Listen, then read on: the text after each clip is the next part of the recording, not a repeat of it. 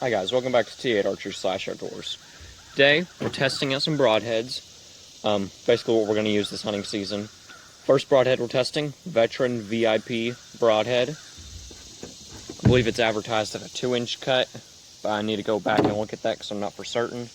I'm shooting it through a piece of vinyl flooring, and then through a foam block, and then through another piece to simulate entrance in the middle, and then exit. So we're going to be doing that. I'm shooting a Matthews switchback at 60 pounds, 29-inch draw, and it should be going, I believe it's going 272 feet per second. So it's not bad on that.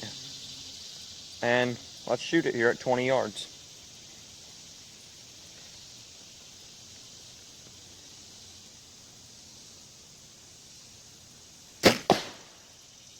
Let's go look at this.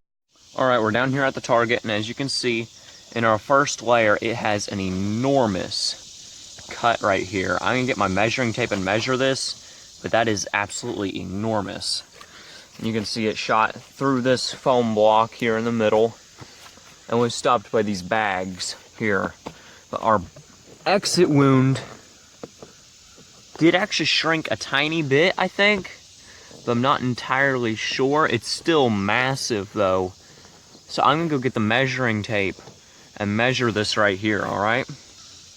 Alright, here we're back to the front part of it. Let's see here with the measuring tape. I've got a... Looks like I've got a... let's look at this. I've got a 3 1/4 inch cut right here. That is enormous. Wait, no, I didn't have the top lined up. My entrance is actually bigger than 3 1/4. It's nearly 3 1/2 inch. So that is absolutely enormous. And now we're going to the back, and our exit wound right here is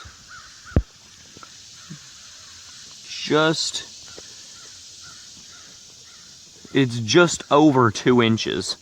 So it's like 2 1/8. So that is a absolutely massive cut, and the broadhead definitely deployed well. It was stopped with these bags. I pulled it out of the bags, but it deployed very well. That is very impressive for a broadhead. I'm definitely going to be using these this season.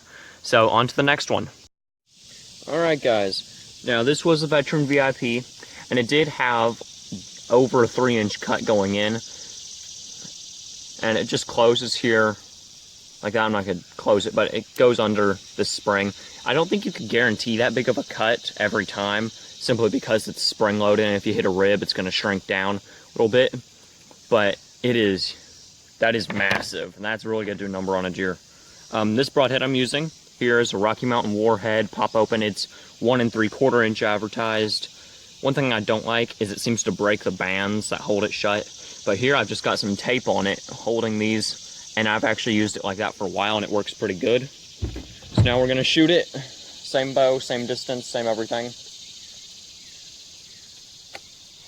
And we're going to see what it does.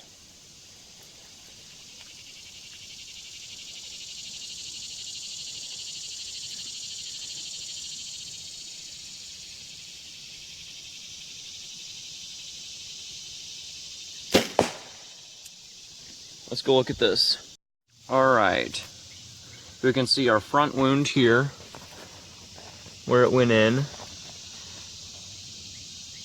can see that there. That's actually pretty big. I'm wondering if it's bigger than the broadhead was advertised. And we have, it went through this foam block, which is actually probably denser than the insides of a deer. And we've got its exit wound here, where it obviously went through at. And we're going to measure these cuts to see how big this one came up. Alright, just pulled the thing out, and it deployed very well, nicely, like that. You can see the tape I had on it definitely came off, but tape's cheap, so. Alright, let's measure these cuts here. Alright, our first one we've got, this is our exit wound. We have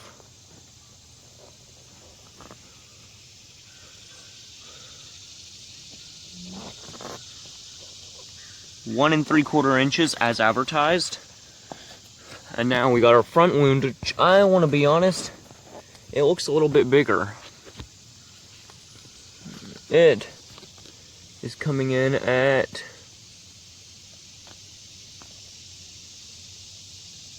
nearly 2 inches.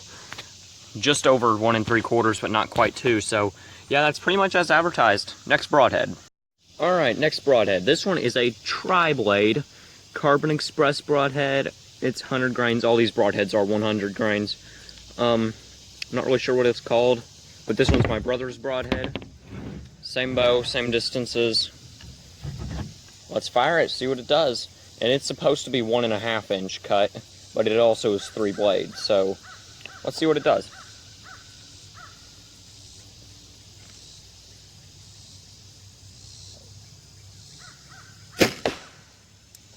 Let's go look at that. Alright, we're back to the front, and again, the same thing.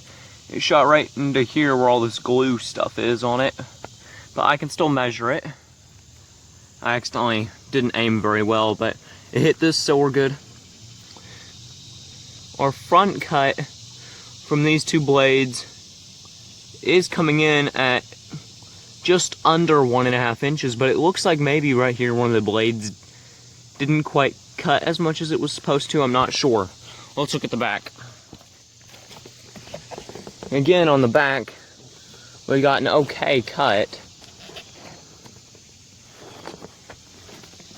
Again, it looks like we've got, from the whole diameter, just under 1 1/2 inches, which is really, says it's supposed to be 1 1/2, so I'm a little disappointed there. But I think I realized why that one blade looked like it was coming up short. Look at the broadhead here. One blade did not deploy.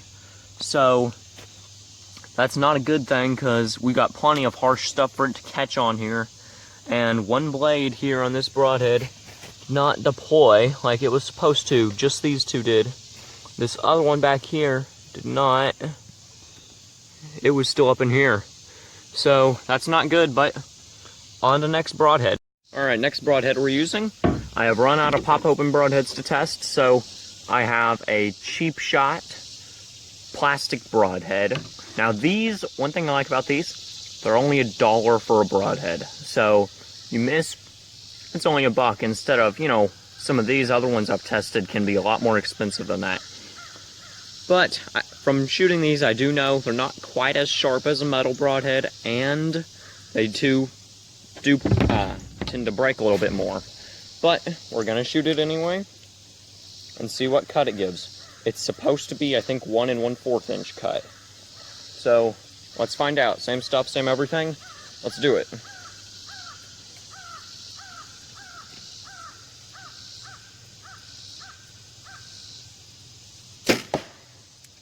That one actually hit spot on for where I was aiming. I'll give it that. So let's go look. Alright, first thing I noticed when I get up here.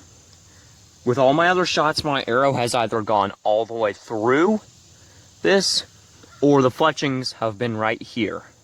But this one, as you can see, not nearly as much penetration with this broadhead. Probably something to do with that it's not as sharp, though it is still 100 grains.